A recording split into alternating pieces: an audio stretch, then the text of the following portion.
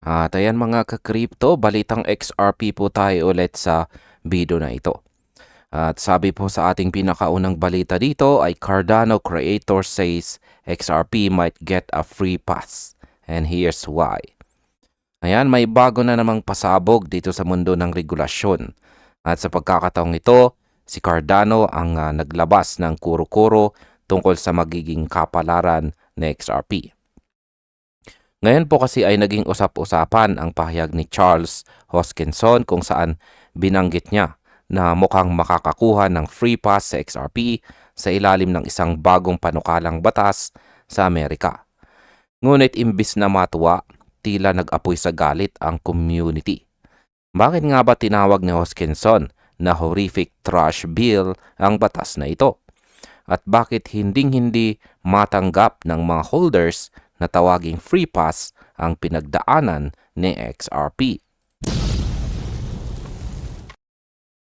At ayan, pag-usapan muna natin ang tinutukoy na HR 3633 o ang Digital Asset Market Clarity Act.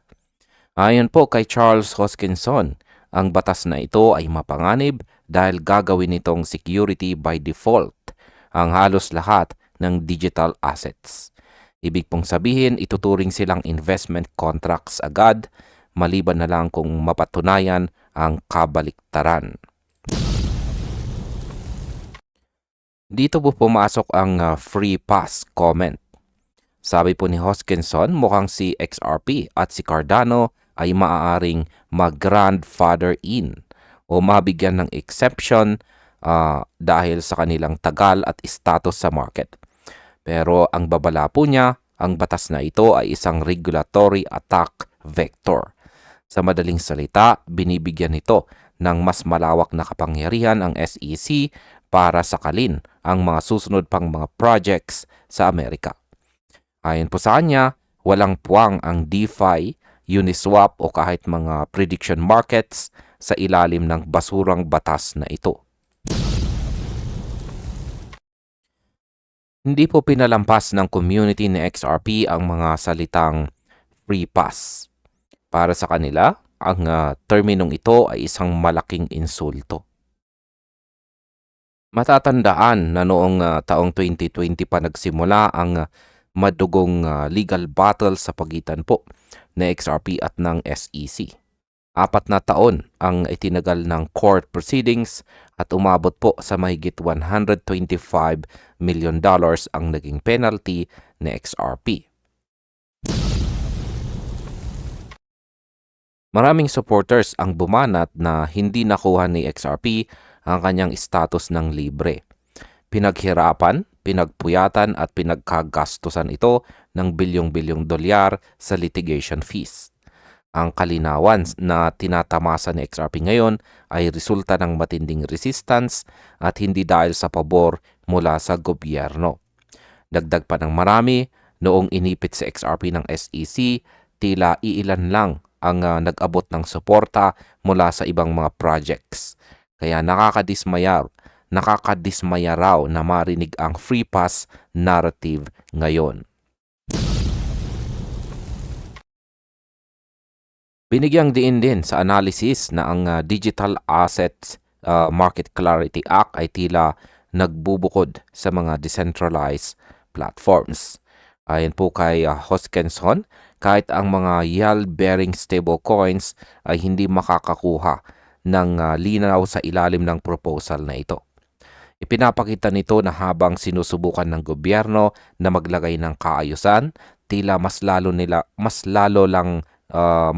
lang po nitong nililimitahan ang inobasyon. Ang masaklap pa, ang mga bureaucratic mechanisms na ito ay maaaring gamitin para harangin ang mga bagong cryptocurrency projects na susubok pumasok sa US market. Kaya kahit pa ligtas si XRP at si Cardano sa ilalim ng bagong batas, ang buong industriya naman ang tila nakatali ang mga kamay. At narito na po ang aking opinyon naman tungkol dito. May punto po si Hoskinson na kailangang magbantay ang industriya sa mga batas na nagbabalat kayong clarity, pero control naman pala ang tunay na pakay. Ngunit kailangan din nating kilalanin na hindi free pass ang tawag sa pagkapanalo ni XRP. Ito ay isang president na naging sandigan ng buong crypto space. Kung hindi po lumaban sa XRP, baka mas malala pa ang sitwasyon nating lahat ngayon. Ang tagumpay po ng XRP ay tagumpay po ng buong decentralization laban sa labis na panghihimasok. Ang tunay na clarity ay hindi dapat nanggagaling sa mga batas na pumapatay sa inobasyon, kundi sa mga batas na yumayakap po sa teknolohiya. Ang laban ng XRP ay patunay na sa crypto, walang nakukuha ng libre. Lahat po ay pinaghihirapan.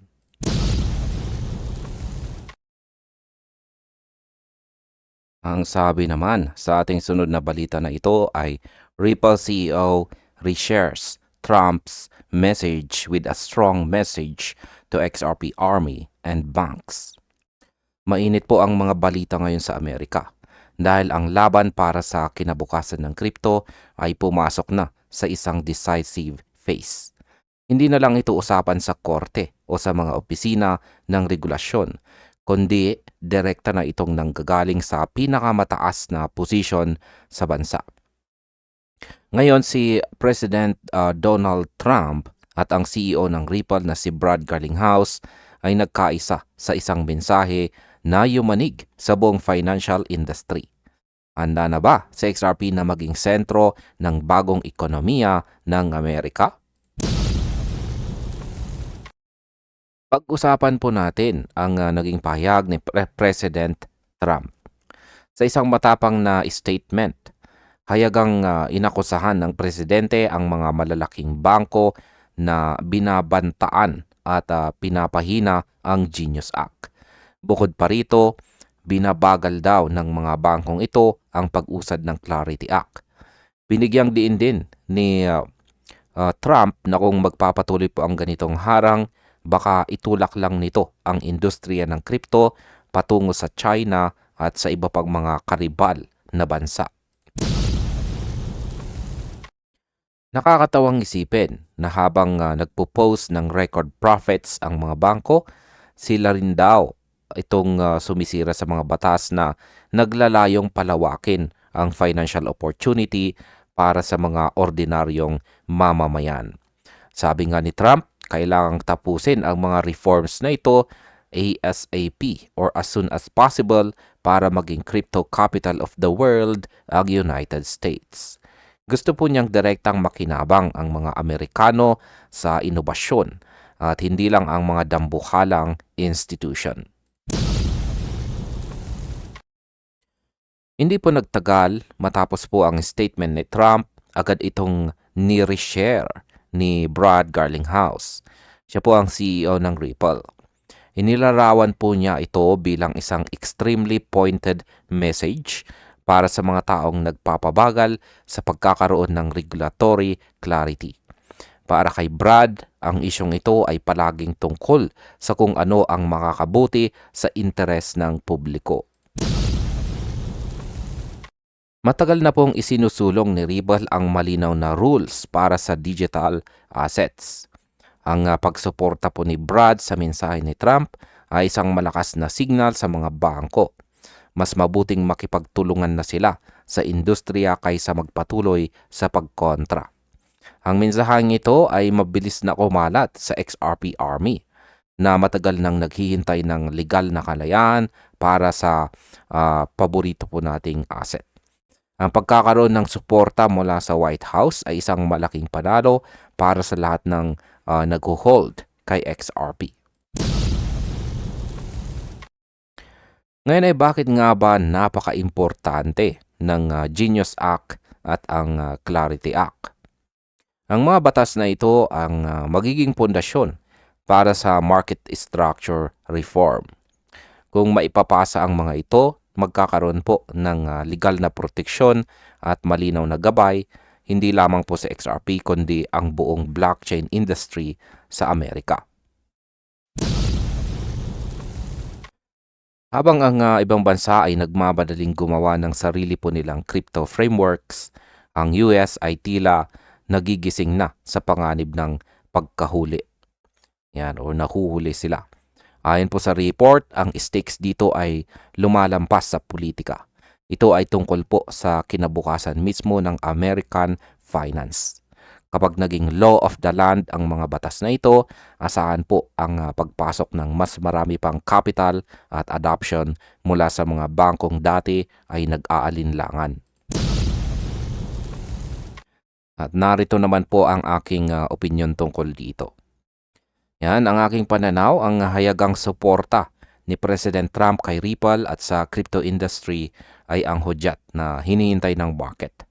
Ang pagbanggit po sa Genius Act ay nagpapakita na ang gobyerno ay nakakita na ng potensyal na blockchain para sa national security at economic competitiveness. Ang laban po ng XRP ay naging laban na rin para sa financial dominance ng Amerika. Sa tingin ko, ang mga bangko ay wala ng ibang mapupuntahan kundi ang sumuko at sumama sa agos ng teknolohiya. Kapag naging crypto capital po ang US, si XRP ang isa sa mga pangunahing asset na magpapatakbo ng bilyong-bilyong dolyar na transactions. Ang tanong na lang ngayon ay kung gaano kabilis maipapasa ang mga batas na ito bago makuha ng ibang bansa ang ating momentum.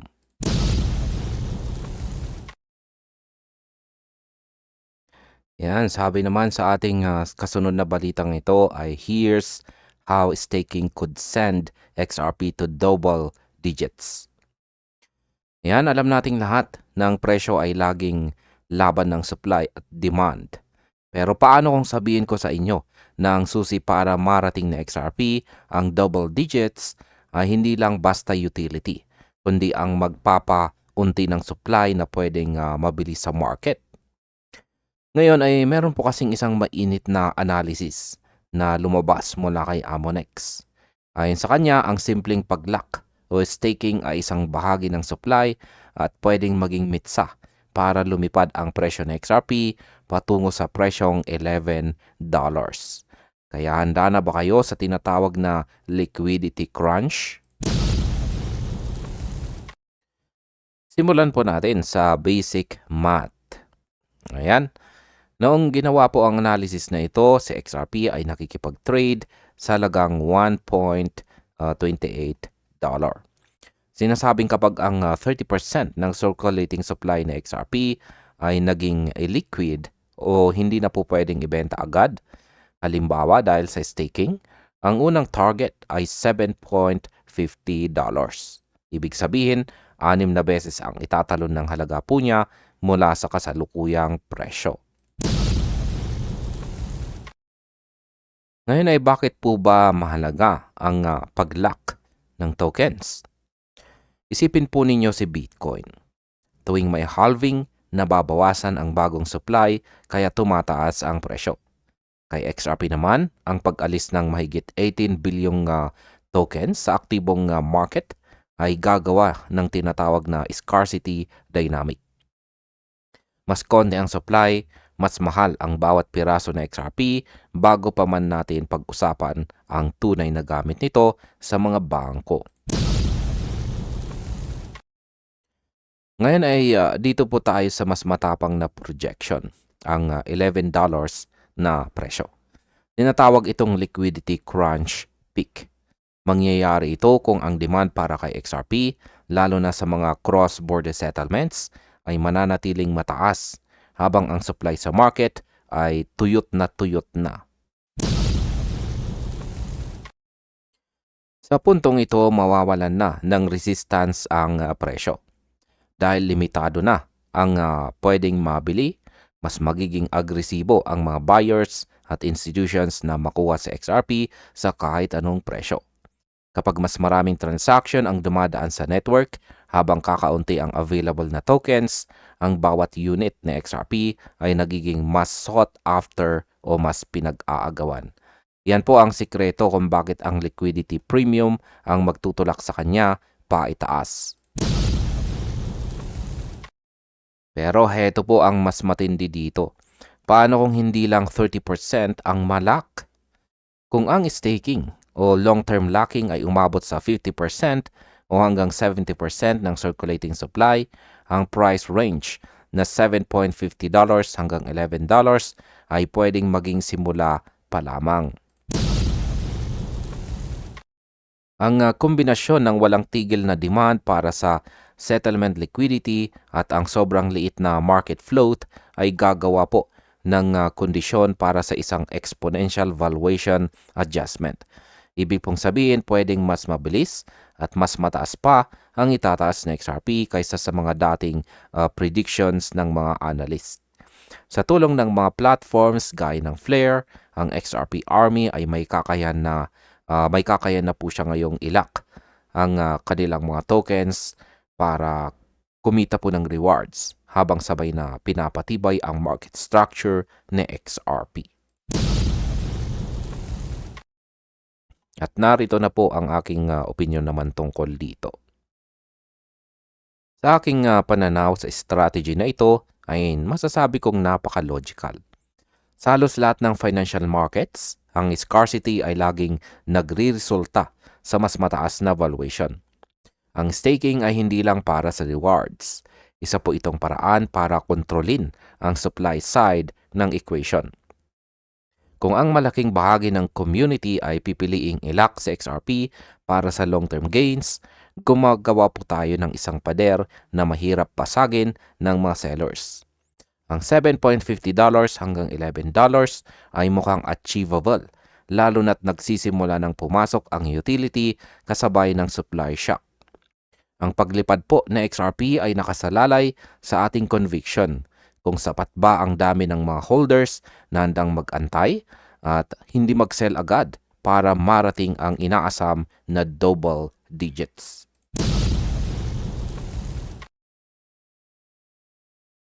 Yan, sa balita naman na ito, sabi rito ay analyst to XRP traders. This is where the reaction should be taking place. Ayan. Sa gitna ng tensyon sa crypto market ngayon, si XRP ay muling sumasa ilalim sa isang matinding pagsubok. Ayon sa pinakahuling report, kasalukuyang sinusubukan ng XRP ang isang critical na support level malapit po sa $1.33. Ito na nga ba ang hudyat ng isang higher low na magdadala sa atin sa mas mataas na presyo? Isa pong kilalang analyst na si ChartNerd ang nagbigay ng babala sa mga traders. Dito sa particular na zone na ito, dapat maganap ang inaasahang reaction. Yan, pag-usapan po natin ang tinatawag na demand pocket. Ayon po sa analysis, ang presyo ng XRP ay kasalukuyang nagre-retrace patungo sa Fibonacci demand pocket sa pagitan po ng 0.5 at saka 0.618 levels. Ang mga zones na ito na nasa $1.3520 at saka $1.3329 ay ang mga lugar kung saan inaasahang dadagsa ang mga buyers. Marami pong natatakot kapag nakikitang bumababa ang presyo. Pero para po sa mga eksperto, ang pullback na ito ay normal matapos ang isang malakas na upward move. Matapos kumawala na XRP mula sa isang descending broadening wedge, kailangan muna niyang magpahinga at humanap ng bagong sahig. Kung mapoprotektahan ng mga market participants ang $1.33 level, ito ang magiging pundasyon para sa susunod na pag-angat. Pero syempre, kailangan natin na maging handa sa lahat ng senaryo. Paano kung hindi po kayanin na XRP na mag-hold sa 0.618 level? Huwag po tayo mag-alala dahil mayroon pa tayong secondary support. At yan naman po ay ang 0.786 retracement sa halagang $1.3056. Ang huling depensa ng mga buyers.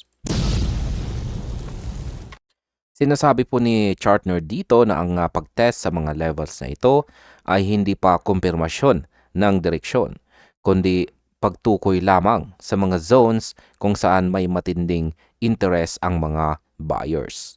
Kung sakaling bumagsak po sa XRP sa $1.33, ang 1.30 ang huling pagkakataon para sa mga nais pumasok bago ituloy na XRP ang kanyang paitaas na trajectory.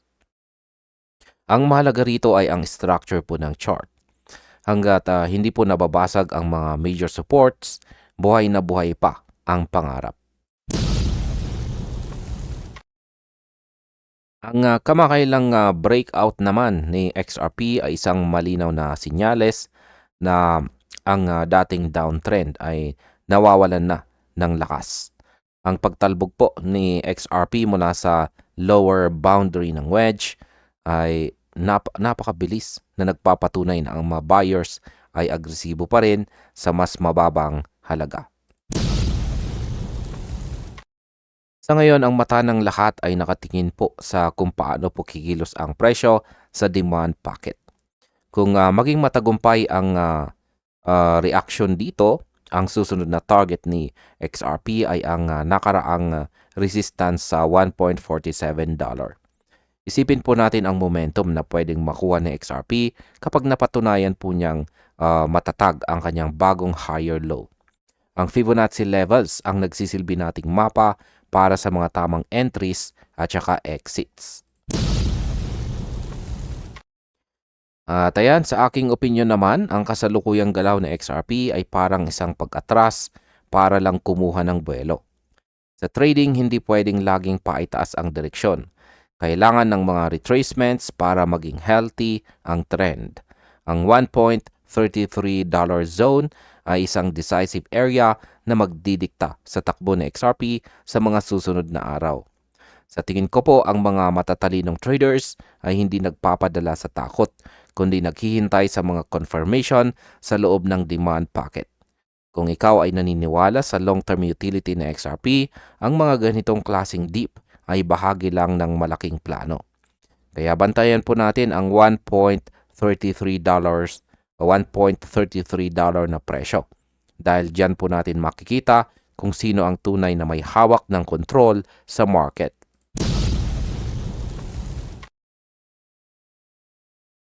At ayan, ang sabi naman sa ating panghuling balita na ito ay largest single mint of RLUSD reported and it's on XRP. Yan, may malaking pasabog na naman sa loob ng Ripple ecosystem. Ngayon ay naiulat po ang isang record-breaking event na yumanig sa XRP Ledger. Isa pong napakalaking supply ng stablecoin ni Ripple, ang RLUSD, ang opisyal na nilikha.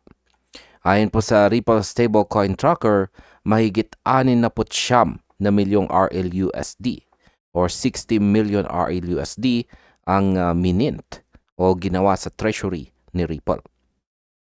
Ngayon ay bakit ito itinuturing na pinakamalaking single mint sa kasaysayan at ano ang magiging epekto nito sa ating paboritong digital asset na si XRP?